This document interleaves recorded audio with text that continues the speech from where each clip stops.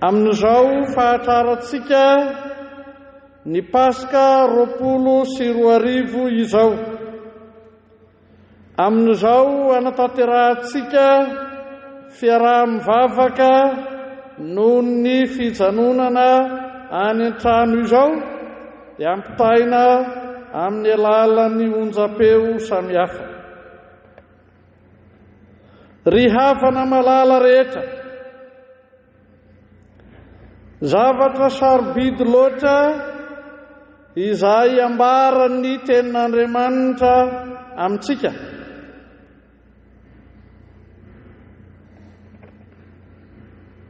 Nandresy ny fahafatesana ny Tompo. Paska fandresena no atolotra antsika na dia mijanona ao an-trano aza. Tsy vitsy tokoa ry havana no mieritreritra fa faharesena lehibe izao. Ain'olona maro dia maro no efa nafoy noho ny amin'ny Covid-19 manerana izao tontolo izao. Toe-karena mikorosofahana isanandro, izany no entin'ny valanaretina coronavirus. Tsy vitsy izay mitomany, maro be ireo sendry fitaraina, ary tsy mitsahatra ny antsoantso eto sy roa vonjeo zahay. Fa ity Paska ity no Paska fandresena, ary amin'izany no isaorantsika indrindra ilay maty ho antsika sy nitsangana ho antsika. Fa eo anatrehan'ny tenin'Andriamanitra izay novakiana tamintsika teo, indrindra izay lazain'ny Luka 4:20, dia miariary sy miseho mandrakariva ny heloka mampahotany ny fahadisoan'ny zanak'olombelona, ary tsy afaka milahatra sy mitaha amin'ny ahalehibe ny asan'Andriamanitra sy ny herin'ny tenin'Andriamanitra velona. Zava-dehibe ry havana izay ampahafantarany tenin'Andriamanitra amintsika ny toetra mapomba maha-panota antsika. Ny anankiray voalohany, ireo vehivavy izay nakany amin'ny fasana tamin'ny alahady maraina dia maneho sy mampiariary ny toetra mapomba ny mpanota, ny fiainana sy manana ny finoana. Tonga teo amin'ny fasan'izy ireo mba hanatanteraka ny fombafomba araka ny fanaon'olombelona amin'izay lazaintsika malagasy hoe farafananana ny maty. Tonga eo amin'ny fasan'izy ireo sy mieritreritra ny ahita an Jesosy ao am-pasana na hoe nivoaka ny fasana, fa tonga hanositra menaka ilazana hoe izay no fara fitiavana azy. Ino no endrika farany amin'ny fandevenana azy. Tena toetra mapomba ny mpanota, tena fiainana ny fahotana, ny fitadiavana hanatanteraka ny fombafomba amin'ilay Andriamanitra velona nitsangana nandresy ny fahafatesana. Tsy hanome tsiny ireto vehivavy ireto fotsiny sika riava, fa handiny tena koa ka hieritreritra lalina sy hanao hoe atraizo tokoa ny herin'ny fanapahana amin'ny sain'ny mpanota ao amin'ny fiainako. Atraiza no ahafahan'ilay maty nefa mitsangana ho velona dia Jesosy tena mitondra ny fiainana manontolo.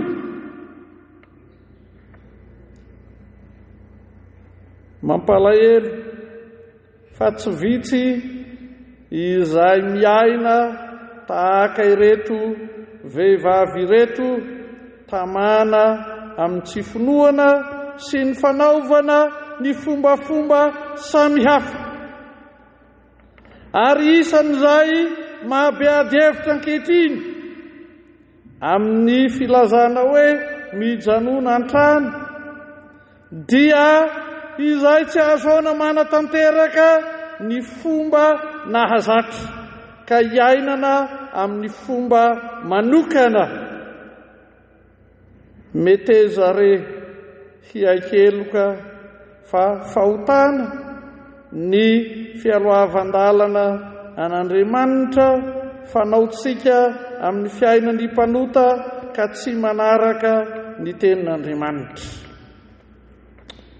Fanjavatra lehibe koa hita arak'izay lazain'ny tenin'Andriamanitra nivakiana tamintsika teo, dia tena sarobidy ny andraisana ny tenin'Andriamanitra ary ny atserovana izany mandrakariva. Averimberin'ny tenin'Andriamanitra ry havana fa misy mpitondra io hafatr'Andriamanitra io. Raha miverina any amin'ny Genesis tsika dia anjely no nilaza fa hitoejaza Sara na dia efa 70 taona azy. Ary arak'izay lazain'ny filazantsara dia anjely no nilaza fa hitoejaza Maria. Anjely no milaza fa teraka Jesosy. Ary eto dia anjely no milaza fa efa nitsangana tamin'ny maty tokoa Jesosy.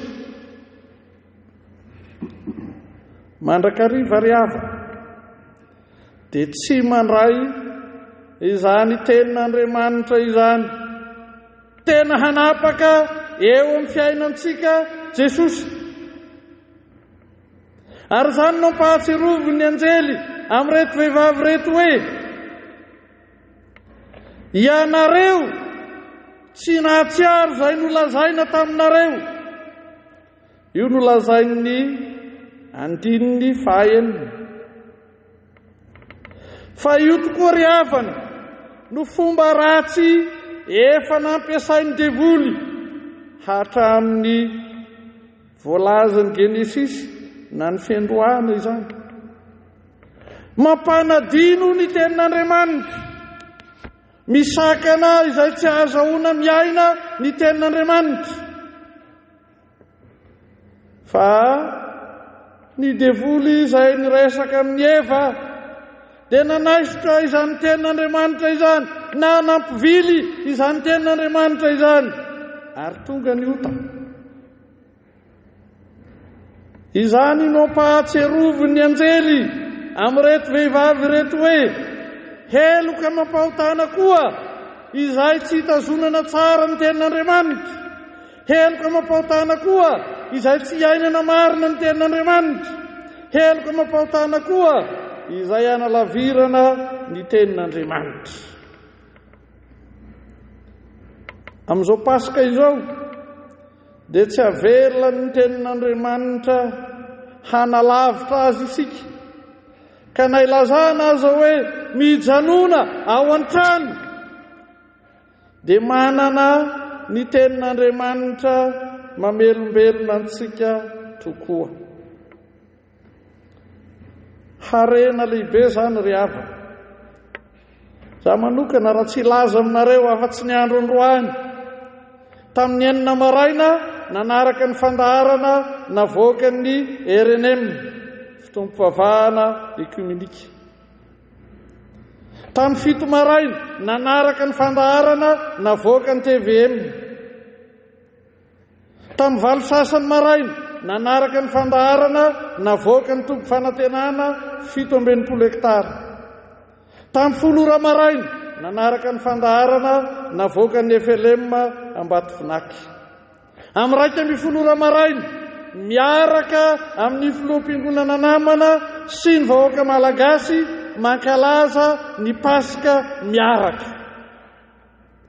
Tian'Andriamanitra iaina amin'ny tenin'Andriamanitra marina, ny tenin'Andriamanitra mamelona isika ka antsoiny hiala amin'ny fahotana hanadino ny tenin'Andriamanitra. Ireto vehivavy reto, arak'izay lazainy 9 rehefa nampahatseroviny ny anjely dia nahatsiaro izay nolazaina taminy. Ary amin'ity filazantsara ny lioka ty ihany, amin'ny toko 420 ty ihany, amin'ny 520 dia pahatserovina koa fa na dia ireo mpianatra hafa, ireo Rolana Kanemos dia nanadiny fa pahatseroviny tenin'Andriamanitra. Aiza ny finoanareo? Zava-dehibe izany velomantsika amin'ny teny velona milaza an Jesosy ho lainitsangana tamin'ny maty izany. Ambaran'ny perikopa na ny tenin'Andriamanitra izay novakina tamintsika teo ry hava, indrindra ny 7 fa misy mahazaka 3 olana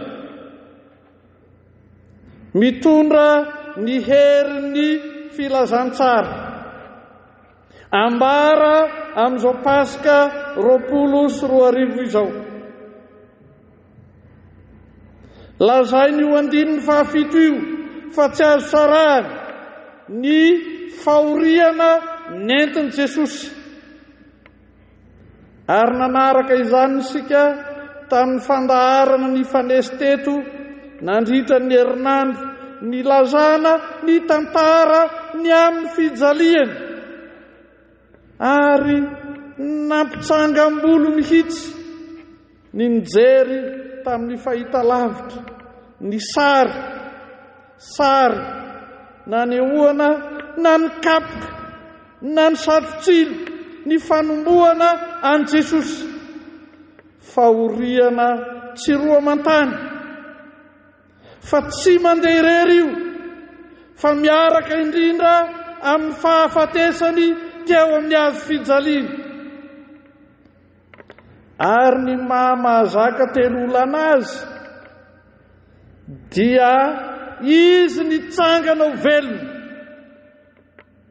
izy nandresy ny fahafatesana. Tsy vitsy ireo vondron'olona izay te hilaza hoe angano ariva. Tsy vitsy ireo mamorona zavatra samihafa arak'izay takatry ny saina. Fa ny mahazaka 3 olana mitondra ny herin'ny filazantsara dia ny fijalian'i Jesosy, ny fahafatesany teo amin'ny hazo fijaliana, ary ny fitsanganany ho velona. Misy eritreritra angamba hoe nazera ny vato teo amin'ny fasana mba hivoahan'i Jesosy. Tsy ery hava. Nihidy engeny trano tamin'ny harivan'ny Pasaka fa natahotra ny mpianatra dia niditra tao Jesosy tamin'io varavarana nihidy io. Ary aza malahelo ianareo ry malagasy havana rehetra, efa mba nihidy aman-trano ny mpianatra voalohany tamin'ny andron'ny Pasika. ity 24 ity tsy anjarantsika malagasy rery fa anjaran'ny kristianina maro manerana zao tontolo zao mihidy ao an-trano amin'ny Pasika. Fa tonga ao Jesosy, miditra ao Jesosy, miteny ao Jesosy, miasa ao Jesosy. Efa nataony tamin'ny mpianatra fa izay izany. Ny vato be teo amin'ny varavaram-pasana dia sy nony amin'ny voan'ny Jesosy rehefa, fa nony amin'izay ahatongavan'ny vehivavy sy ny mpianatra hafa koa mahita fa tena nitsangana Jesosy. Ary na dia misy aza hevitra paikady nilazana hoe akatony mafy io varavarana io, asivy tombo-kase io vato be io, sao dia angalarin'ny mpianatra Jesosy dia lazainy hoe nitsangana. Dia ny mpianatra mihitsy no natao nahita maso nanomboka amin'reto vehivavy reto sy ny mpianatra hafa koa, fa tsy ao intsony Jesosy. Nosokafan'Andriamanitra ilay vato lehibe no everiny fanjakana tamin'izany androany, fa tsy ho azon'izaniza sokafana. Ary raha ny fitantarany Matio sy Marka dia torana mihitsy ny miaramila izay nampiseho ny heriny sy ny fahefany hanidiny fasana, kanjo ny sokatra ny fasana no ny herin'Andriamanitra. Hoy aho, sy ny amoahan'ny Jesosy taon'olana fa nidiran'ny mpianatra ahalalany hahatonga azy vavolombelona, fa efa nitsangana marina tokoa ny tompo. Io no asan'Andriamanitra lehibe ry hava. Jesosy nandresy ny fahafatesana. Io no asan'Andriamanitra lehibe ry hava. Jesosy tsy ao amin'ny fasana ka ny mpianany dia vavolombelona, fa tena nitsangana tokoa ity tompo ity. Ry kristianina malala, ry malagasy mpiray tanindrazana, meteza ho isan'izay mino sy matoky nilazain'ny tenin'Andriamanitra ka hilaza hoe efa nitsangana marina tokoa ny tompo. Ambaran'izao tenin'Andriamanitra anjarantsika izao fa ny hoe na tsy aro izy inona ny lazaina taminy dia endrika anankiray amin'ny fibebahana. Lazain'izao tenin'Andriamanitra izao fa rehefa nahita izy tsy ao am-pasana intsony Jesosy, voarainy ny filazantsara amin'ilay mahazaka telo olana, satria hitany mason'izy ireo ny fijalian'i Jesosy, natrehan'izy ireo ny fanomboana an' Jesosy teo amin'ny hazo fijaliana, ny fahafatesany. Dia hitany mason'izy ireo koa fa tena velona ilay tompo sy Andriamanitra.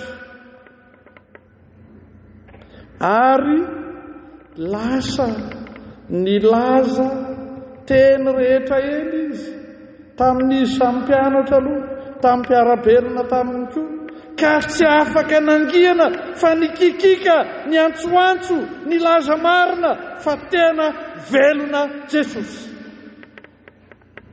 Ry malagasy mpiray tanindrazana, isika rehetra koa antsoiny ny tenin'Andriamanitra, hanaiky izay lazainy tenin'Andriamanitra, hibebaka marina ary haneo mazava fa velona Jesosy nandresy ny fahafatesana.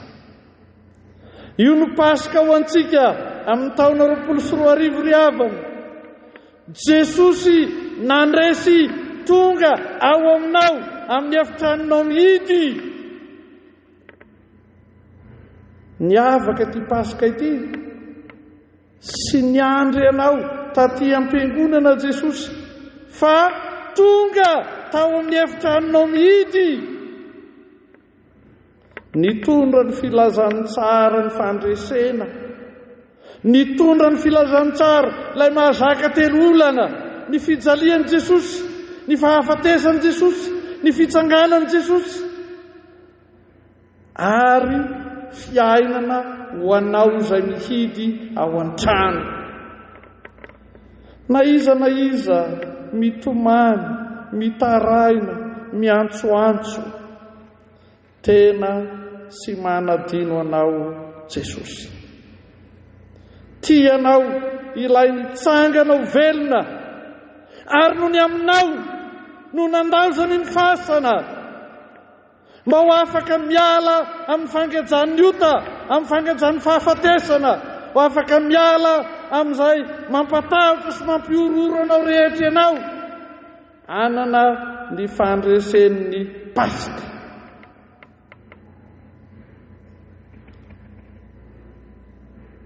Izany fandresen'ny Paska izany ry havana dia miseho amin'ilay fitafiana fotsy manelatrelatra, mamirapiratra, nanomboka ny fitafian'ny anjely, ary tafiantsika mihiny koa ankehitriny. Rehefa tonga teto aho marain'io nahita ny antokom-pihira ny tafy fotsy, izao no tao an-tsaiko avy hatrany.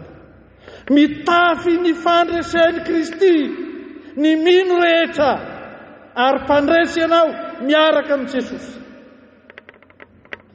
Sy fahadiovan'ny fitafiana ihany anefa izany ry havana, fa fahadiovan'mpisaina, fahadiovan'mpitenena, fahadiovan'mpiasa, fahadiovan'mpitondran-tena, mba hanjaka eto amin'ity firenentsika ity ny herin'ny fandresen'i Jesosy mitondra fahadiovana maro. Tsy maintsy ho resy ny fahavalo, fa teny fikasana efa nambaran'Andriamanitra araka ny Genesis 3:5 ny hoe ny vehivavy hanorotoro ny lohanao. Hainao kosa hanorotoro ny ankibetongony. Izao fitsanganan' Jesosy ho velona izao dia fandresena lehibe omena ny mino rehetra, fandresena lehibe omena anao ry malagasy, ka sy ny fampanantenana lazain'ny Genesis 3:5 ihany, fa nitsodrano indrindra koa nataon'ny apôstôly Paoly ho an'ny fiangonana tany Roma fa izay ho marina eo amin'ny fiainan'ny malagasy rehetra. Ho indrindra izy ao amin'ny Romanina 5:20 ny 9:20, fa Andriamanitry ny fiadanana hanorotoro ny Satana faingana eo ambanin'ny tongotrareo ho aminareo ny fahasoavan'i Jesosy Kristy Tompo. Ry malagasy mpiray tanindrazana, asan'Andriamanitra ny mamonjy atsika, tahak'izay efa nanakodiavany ny vato lehibe no heverina fa tsy ho rava, tahak'izay nandresen'i Jesosy ny fahafatesana ka nitsanganany ho velona. Andriamanitry ny fiadanana hanorotoro ny Satana, Andriamanitry ny fiadanana hanome fandresena ho anao. Ary zao nolazainy tenin'Andriamanitra, hataony faingana izany, ary ataony eo ambanin'ny tongotrao ny fahavalonao ho aminareo ny fahasoavan'i Jesosy Kristy Tompo. Amen. Hivavaka isika. Misotranao zahay Jesosy, noho ny amin'izany teny velona izany. Misotranao zahay noho ny amin'ny asanao lehibe. Misotranao zahay amin'ny fandresena izay omena ho anay. Misotranao zahay amin'izay terizanao anay ao aminao. Misotranao zahay noho ny amin'ny teninao velona, dia aza velanao gejain'ny ota intsony zahay mpandresy, fa hiaraka aminao mitafy ny fitafiana fotsy madio, mitondra ny fahadiovan-tsaina, mitondra ny fahadiovam-piteny mitondra ny fahadiovampiasa, mitondra ny fahadiovampitondrantena ho voninahitra ho lay fatianay somaharitra ny fitiavanay mandrakizay. Amen.